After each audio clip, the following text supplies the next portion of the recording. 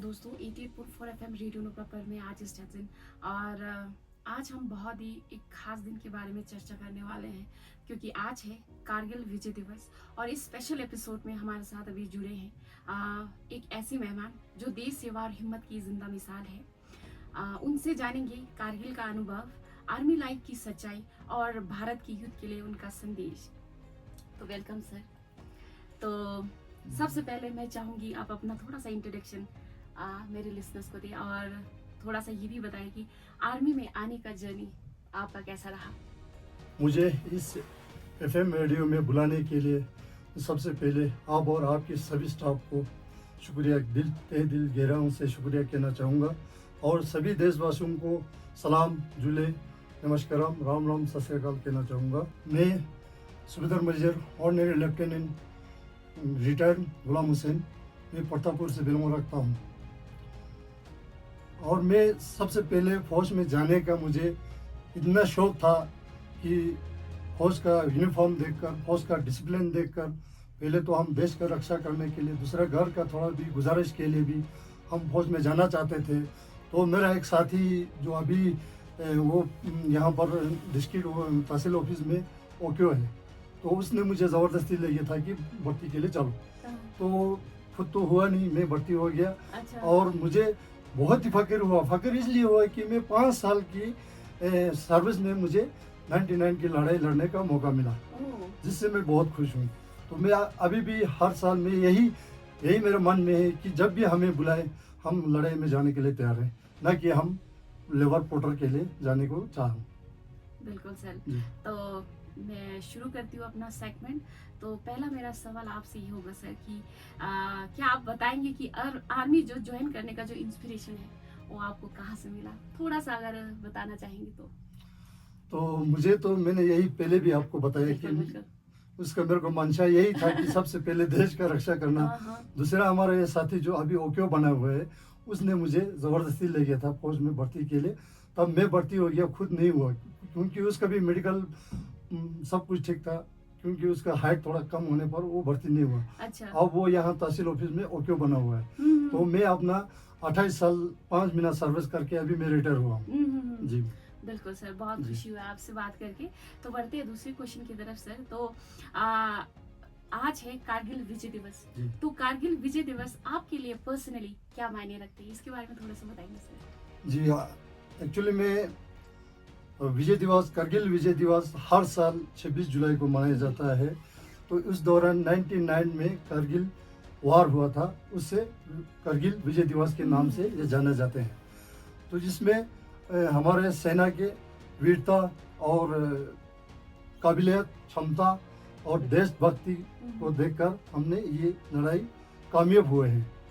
और 99 में जब दुश्मन के सोल्जर और इनके घुसपैठियों ने हमारे कारगिल इलाके में पहाड़ी की बहुत हाइट, ऊंचे पहाड़ी पर उन्होंने बंकर बना के कब्जा करके बैठे हुए थे। इसके बाद हमारे सेना ने ऑपरेशन विजय लॉन्च किया, जिसमें कामयाब हुआ, हम फतेह हासिल हुआ। और जहां भी दुश्मन ने हमारे इलाके में काफ़ी हाइट पे मोर्चा बना के बैठे हुए थे, उनको हमने सफ़ा चट करके घिसट के निकल के और वहां पर हमारे तिरंगा झंडा फैलाया था। और इस 99 की लड़ाई के दौरान हमारे सेना के लगभग 500 के जवान देश की रक्षा करते हुए शहीद हुए या बलिदान दिए हैं। और इसमें बहुत ही कठिनाई, मुश्किल हालात में लड़कर फतेह हासिल किया है। बिल्कुल सर। 26 जुलाई 99 को कारगिल युद्ध में सफलता हासिल करने के बाद 500 से 600 आदमी जख्मी, मतलब अपना जान बलिदान कर दिया और 1000 से करीब उसमें कैजुअल्टी हुए थे, जख्मी हुए थे। तो उस दौरान हमारे लद्दाख स्क्वाड ने अच्छा काम करने पर उनकी जोश को देखकर, उनकी जज्बात को देखकर, उनकी काबिलियत को देखकर chief of the army staff ने लद्दाख स्क्वाड को chief of the army staff banner से नवाजा गया है। इसके अलावा बहुत सारे सैनिक को मोरल अप करने के लिए अवार्ड दे दिए हैं। और जिसमें हमारा लेफ्ट कर्नल सोनम वांगचुक महावीर चक्र है, लेफ्ट सूबेदार मेजर सिरंग मुरुप वीर चक्र थे, जो हमारे बीच आप नहीं रहे। तो इस तरह से मैं खुद भी शामिल थे। तो उस दौरान हमें हर वक्त आगे स्कोर का काम करते थे।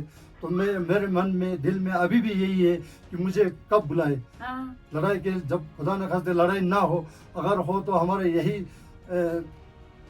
भगवान से भी प्रार्थना है कि लड़ाई ना हो, अगर हो जाए तो हमें बुलाएं, तो हम सबसे आगे पहले जो आर्मी में था उसके हिसाब से हम काम करने के लिए तैयार हूँ। बिल्कुल सर। तो बहुत खुशी हुई कि जी। आप भी कारगिल वॉर की जो जब लड़ाई हुई थी तो उसका उनका एक हिस्सा आप भी थे, तो आप भी शामिल थे जी, जी। कारगिल वॉर में, तो बहुत जी। खुशी हुई।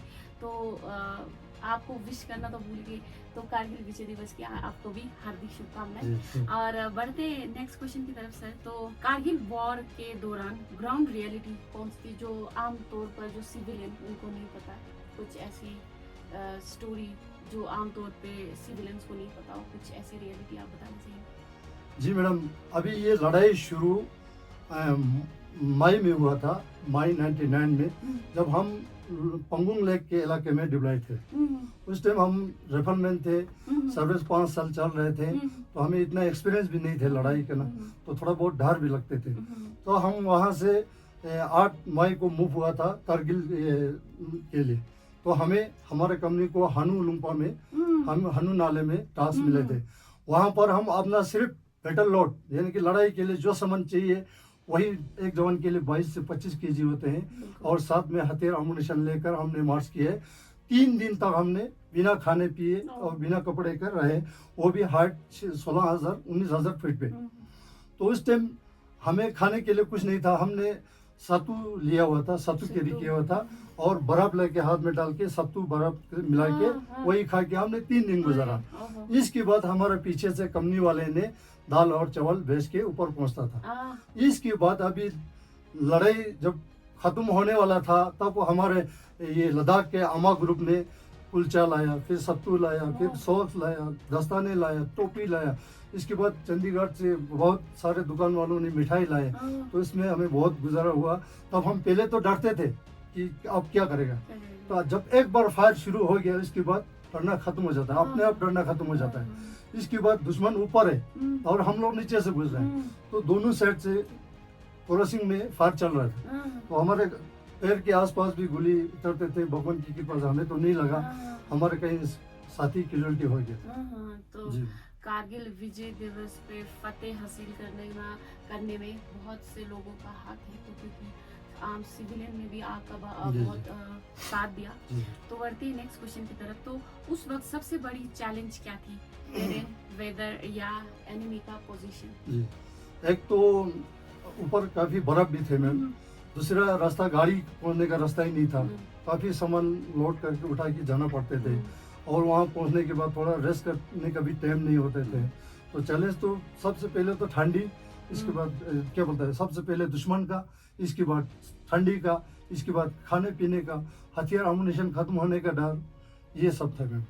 बिल्कुल सर।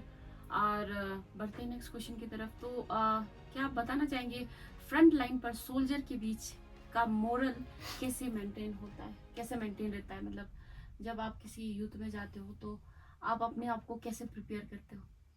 अभी हम लड़ाई का तैयारी तो एक आर्मी होने के नाते हमेशा लड़ाई के लिए तैयार रहते हैं।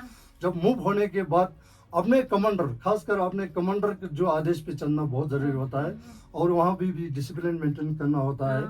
और जो कमांडर हमारे सेक्शन कमांडर होता है, इसके बाद प्लाटून कमांडर होता है, इसके बाद कंपनी कमांडर होता है, तो ऊपर से हमारे नीचे जो आदेश पहुँचता है हम उनके ऊपर अमल करना, और सबसे पहले देशभक्ति को ध्यान में रखते हुए आगे बढ़ना।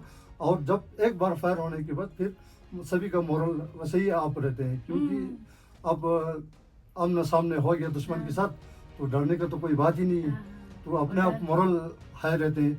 अभी जो बच्चे, सब आदमी एक जैसा नहीं होता है, अभी कोई घर की समस्या से भी प्रॉब्लम होता है, कोई लड़ाई से डर भी जाते हैं, तो उनके शक्ल को देखकर पता चल जाता है कि ये आदमी थोड़ा मोरल डाउन है, तो हम उसको कई तरीके से उसको मोरल आप रखते हैं। हाँ बिल्कुल सर।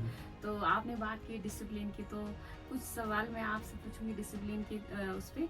तो आर्मी लाइफ में डिसिप्लिन और सेक्रीफाइस का आपके लिए क्या मतलब रखता है? डिसिप्लिन मैम, मैं तो यही हर हमेशा यही कहता हूँ कि डिसिप्लिन आर्मी में तो 100% होता है हाँ, डिसिप्लिन। इसके अलावा अभी हम रिटायर आने के बाद भी डिसिप्लिन मेंटेन रखना बहुत ज़रूरी होता है, क्योंकि डिसिप्लिन से हर चीज़ कामयाबी हासिल होते हैं। बिल्कुल।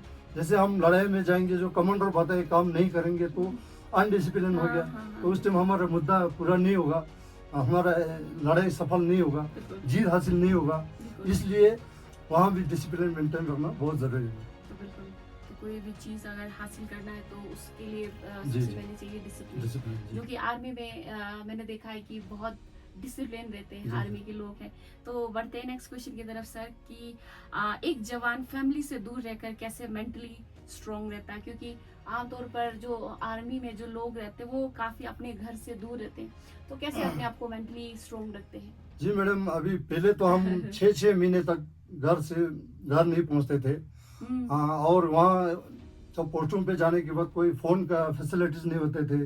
लेटर लिखते थे, लेटर पैड पे लेटर लिख के घर भेजते थे। वो कभी 1 महीने के बाद घर पहुंचता थे, कभी घर से लेटर आने के लिए काफ़ी टाइम लगते हैं। तो इस टाइम थोड़ा बहुत वो हो जाता है कि घर परिवार क्या कर रहा होगा, कैसे रहता होगा। ज़्यादातर फौज में यही है कि मैं एक इंस्ट्रक्टर हूँ। मैं 6 साल ट्रेनिंग सेंटर में इंस्ट्रक्टर रहा हूँ। अच्छा। तो हम बच्चों को यही मोटिवेट करते हैं कि अभी भाई घर परिवार थोड़ी भूल जाओ, देश की रक्षा के लिए आए हैं, हाँ, देश की ओर थोड़ा सा ध्यान दे दो। इसीलिए थोड़ा सा ट्रेनिंग में रखते हैं, हाँ, उनको थोड़ा इंगेज सिखाया रखते हैं, जाए। ज़्यादा सोचने का टाइम नहीं देते हैं। बिल्कुल, तो उससे हर वक्त जहाँ भी अब हम बेसिक जो रिक्रूटिंग में जो सिखाते हैं वो आगे जाके काम आते हैं। तो उस पर ये लोग अमल करके चलते हैं। बिल्कुल। आजकल तो हर पोस्टों पे फ़ोन का सुविधा है, कोई वो ज़्यादा तो है ही। परेशानी नहीं है। बिल्कुल, जी, फोन पे बात कर सकते हैं फैमिली से। जी। उस टाइम पे तो फोन भी नहीं फ़ोन भी होते नहीं थे, खत लिखते थे हम।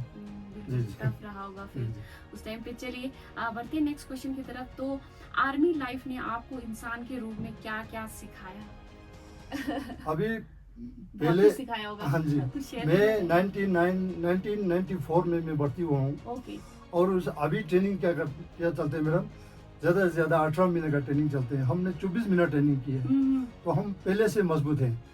ज़्यादा जितना ट्रेनिंग मिलेगा उतना फौज में मजबूती होते हैं मैडम।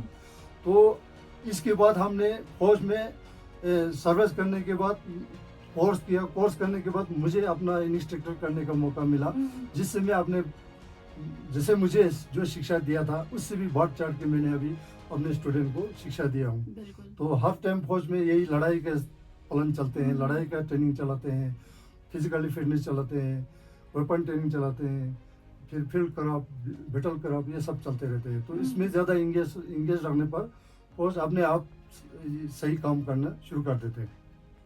बिल्कुल सर। जी।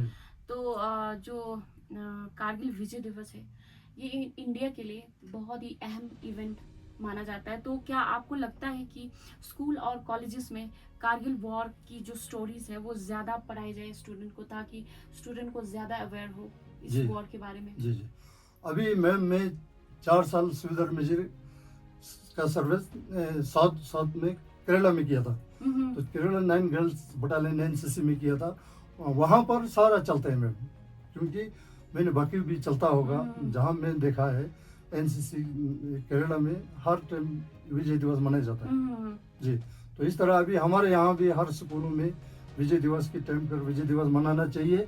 और योगा डे पे योगा तो चलाते हैं। बिल्कुल। तो ऐसे कुछ डे जो एम होते हैं तो उस पे हमारे स्कूल कॉलेजों में भी चलना चाहिए। चलना चाहिए, जी। बिल्कुल। तो आज का दिन बहुत ही खास है। जी। तो ऐसी कोई चीज़ है जो आपको सबसे ज़्यादा याद करते हैं? कोई ऐसे इवेंट, ऐसी मोमेंट सॉरी, जो आपको अभी भी याद हो और आप अभी भी नहीं भूले और आप शेयर करना चाहेंगे मेरे लिसनर्स के साथ? जी मैडम, सबसे पहले तो मुझे ये जब ट्रेनिंग खत्म हो के पठान में आया था, यूनिट में आया था, तो फायरिंग हुआ था, तो मुझे गोली हिट नहीं हुआ था टारगेट पे। ओह। तो उस टाइम 2-3 फीट बर्फ भी था, हम करगिल इलाके में डिप्लॉय था। उस टाइम हमारे कंपनी कमांडर ने मुझे ऐसे सजा दिया था। अब मैं उस कंपनी कमांडर को अभी याद करता हूँ, मुझे आपके सामने दिखाई दे रहा है। वो चीज़ मैं कभी नहीं भूल सकता हूँ। अच्छा। तो अभी मैं एक बेस्ट फायरर था कल तक, अच्छा। तो मैं अच्छा फायर करता था। तो मुझे सबसे ज़्यादा याद यही आता है ओके। आज तक की उसमें। तो सर बढ़ते हैं नेक्स्ट क्वेश्चन की तरफ, क्योंकि आज ये बहुत ही खास दिन है, क्योंकि आज है कारगिल विजय दिवस। तो इस खास अवसर पर शहीद जवानों को आप क्या ट्रिब्यूट देना चाहोगे? कुछ ट्रिब्यूट के तौर पर आप कुछ कहना चाहोगे? जैसे मैम हर जहाँ भी शहीद हो, करगिल विजय दिवस छोड़ के जहाँ भी ऑपरेशन में जो शहीद हुए हैं उन सबको हमने नमन करना चाहिए, याद करना चाहिए, क्योंकि उनकी बदौलत हम जी रहे हैं। और उनके परिवार को, जैसे विजय दिवस कल, आज विजय दिवस है, तो आज विजय दिवस के टाइम पर सभी उनके घर परिवार को बुला के उनको सम्मान देना चाहिए, इज्जत देना चाहिए, और उनके मोरल पे भी असर पड़ते हैं। जब वैसे हमने देखा है कि हर जगह पे होते हैं ऐसे, आगे भी जहाँ नहीं हो रहे वहाँ पर ये सब होना चाहिए। और हम जो हमारे साथ जो शहीद हुए हैं, जो मेरे नंबर ही मेरे साथ शहीद हुए, हम उनको अभी भी याद करते हैं। हम भगवान से ही प्रार्थना करते हैं कि उनकी आत्मा को शांति मिले। बिल्कुल बिल्कुल सर, क्योंकि आज हम यहाँ जिंदा हैं, जी खुश है, तो वो सिर्फ इस वजह से क्योंकि उन्होंने अपना जो आज है वो कुर्बान किया था, उन्होंने अपनी लाइफ सेक्रीफाइस की ताकि जी। हम आज कंफर्टेबल जी सके। जी तो उनको मैं भी ट्रिब्यूट देना चाहूँगी। और बहुत अच्छा लगा सर, आप हमारे स्टूडियो आए और हमसे अपना जो जर्नी है वो शेयर करा। कारगिल विजय दिवस के बारे में आपने बहुत कुछ चीज़ें हमें बताया, हमारे लिसनर्स को बताया, तो थैंक यू कहना चाहूँगी। तो मेरा लास्ट क्वेश्चन सर आपसे ये होगा कि हमारे लिसनर्स के लिए आपका फाइनल मैसेज अगर कुछ कहना चाहोगे मेरे लिसनर्स को। तो मैं सभी आपके चैनल के माध्यम से सुनने वाले और देखने वाले सभी को प्रणाम करता हूँ, नमस्कार कहता हूँ, सलाम कहता हूँ, जुले कहता हूँ। और हमने यही बोला कि जब भी हमें हमारा ज़रूरत है हम साथ हैं। हम हर जगह पर या लड़ाई की हो या जो भी हो, आप लोगों को जो भी हमारे से सहायता चाहिए वो हम देने के लिए तैयार है।